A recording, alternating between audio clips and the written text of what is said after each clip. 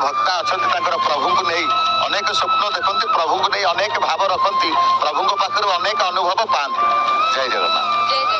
ना टी आपंकर कहतु कौट आस रंजिता साहू बरगढ़ आसी। बरगढ़ आमर पश्चिम ओडिशा संबलपुर। बरगढ़ कौटी घर? बरपाली। बरपाली घर कटक, बाप घर कटक, शाशु घर बरपाली।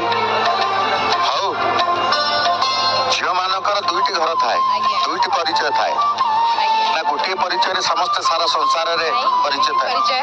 दुईटी परिचय, गोटे बाप घर गोटे शाशु घर। अधिकार आप सब्यस्त करती प्रति भक्त जड़े जड़े भक्त प्रभु सहित कली करेंगे प्रभु को कहे निश्चित भाव तुम कर तो किए कर अधिकार सब्यस्त कर से स्थिति से दिन आपंकर आके अधिकार प्रभु सहित झगड़ा कर